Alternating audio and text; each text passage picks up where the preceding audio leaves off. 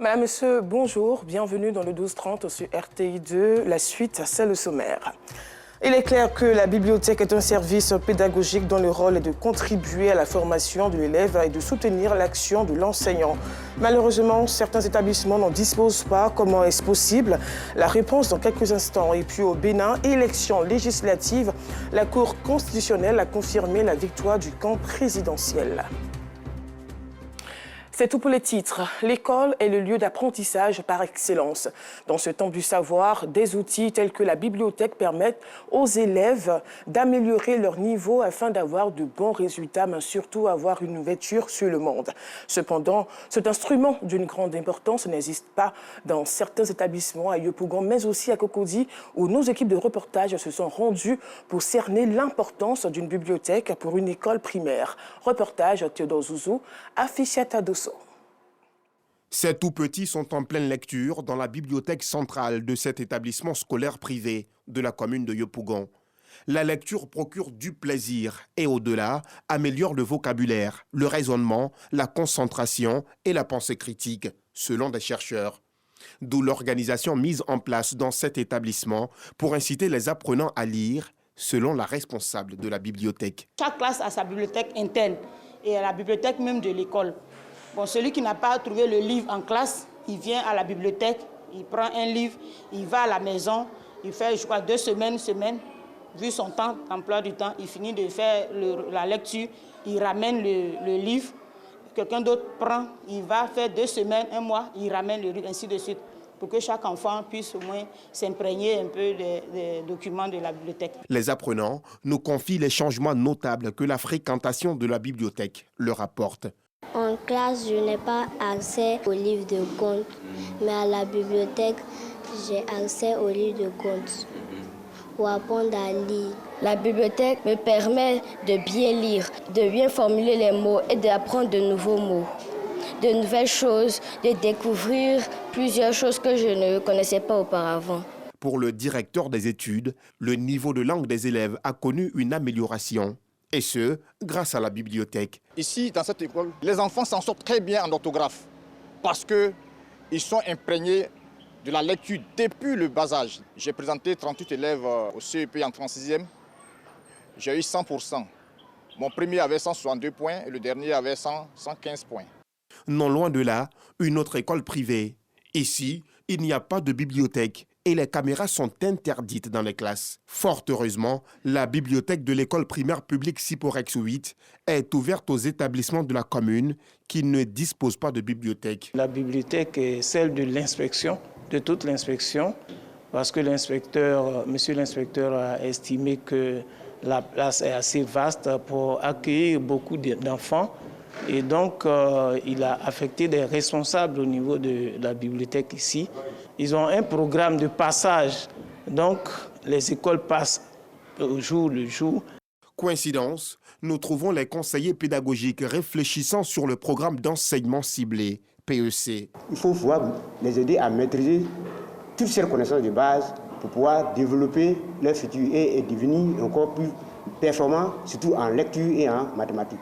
Une fois l'enfant sait lire, il peut facilement lire n'importe quel document qui sera à sa disposition. Donc la bibliothèque a un rôle très important. Le savoir ne se trouve nulle part ailleurs que dans le livre. Aussi, la bibliothèque est une source incommensurable de connaissances à laquelle doivent s'abreuver et enseignants et élèves, et je pense tous citoyens. À l'EPP d'Anga de la commune de Cocody, bien qu'il existe une bibliothèque, le taux de fréquentation du lieu est en deçà de ce qu'espérait le directeur de l'école. La raison, la bibliothèque est aussi utilisée à d'autres fins. Aujourd'hui, nous avons un problème d'espace dans notre école. Tout ce que vous constatez ici comme objet qui ne ressemble pas à un objet de bibliothèque, ce sont des choses que nous devions garder dans un magasin. Malheureusement, aujourd'hui, on a un souci d'espace, ce qui fait que notre bibliothèque aujourd'hui est en train de perdre son rôle. Le PP Château d'Eau, toujours dans la commune de Cocody, vient d'inaugurer sa bibliothèque au grand bonheur des enseignants et de la directrice. Le fait de diriger une bibliothèque ici, ça me fait vraiment plaisir parce que j'apporte un plus aux enfants dans leur apprentissage. Il fallait vraiment tout mettre en œuvre parce qu'il faut remarquer que le niveau des enfants baisse. Aujourd'hui, les enfants ne lisent plus beaucoup. Ils sont plutôt sur les portables et autres.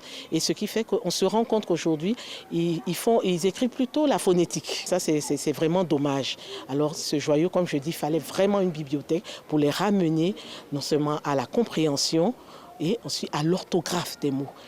Nous faisons un tour chez l'inspecteur de l'enseignement préscolaire et primaire pour en savoir un peu plus sur l'importance des bibliothèques dans les écoles. La bibliothèque est un instrument, je dirais un outil pédagogique indispensable. Nous exhortons, n'est-ce pas, les directeurs à adresser des courriers à toutes les personnalités, aux collectivités, aux ONG, aux fondations, même aux industriels.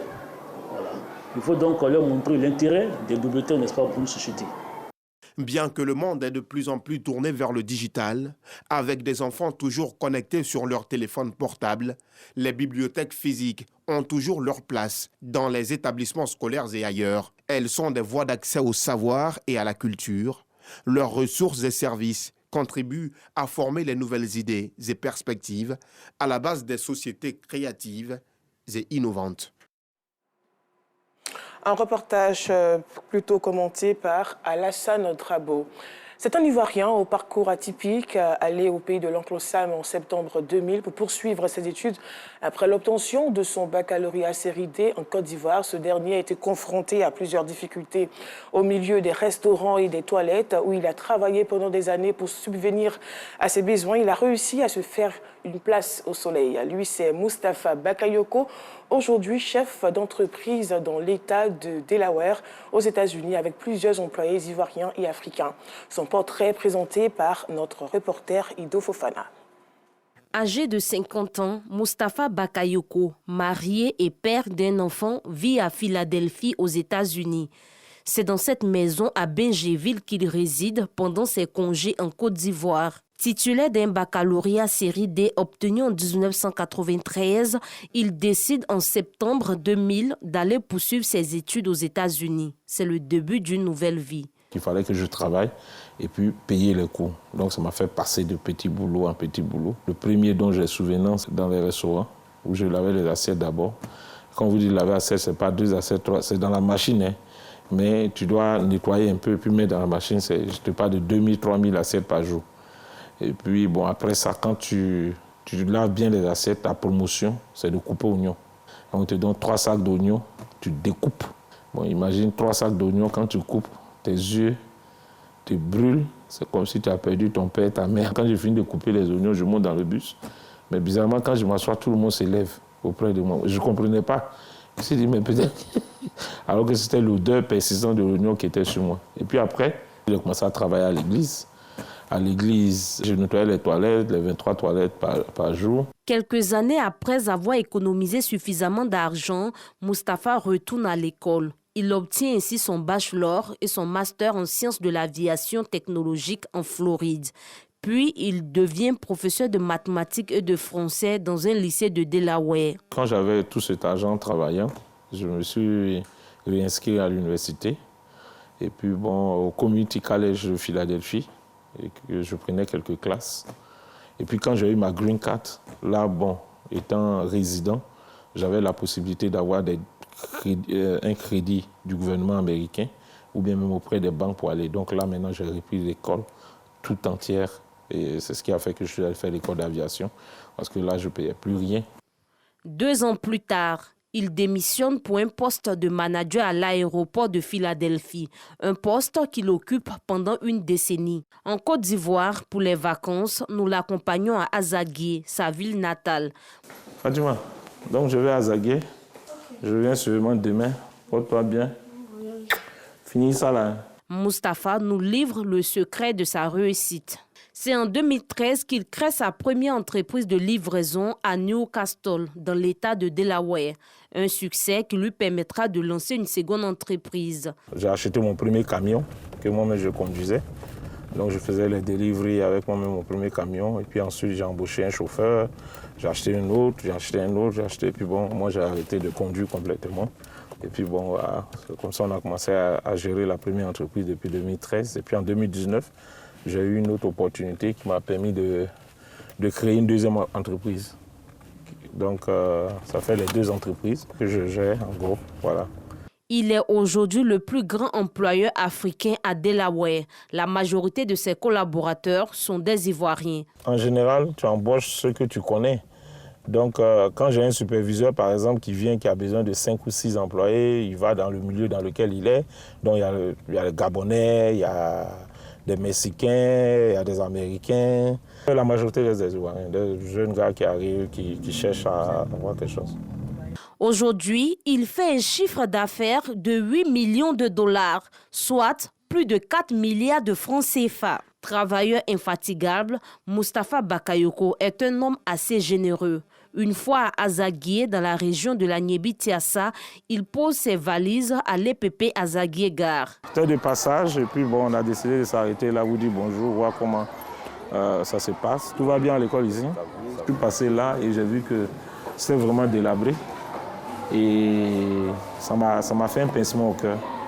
Donc j'ai décidé de réhabiliter. Il y avait des classes qui étaient complètement out. Donc nous avons refait ces classes-là, nous avons fait la peinture, changé les tôles, essayé de réhabiliter. Ce n'est pas encore fini parce que je crois qu'ils n'ont pas encore fini l'intérieur ici. C'est dans cette école qu'il a fait ses premières classes, une école qu'il a réhabilitée entièrement. Un geste que le directeur n'oubliera pas de sitôt. Depuis 2 ou 3 ans, je le vois dans les écoles. Dieu merci, nous aussi on a pu bénéficier de ses œuvres. Il est venu mettre une bonne couche de peinture sur nos murs, réhabiliter même une salle de classe. En tout cas, il fait du beau travail. L'éducation des tout-petits, une priorité pour Mustapha Bakayoko.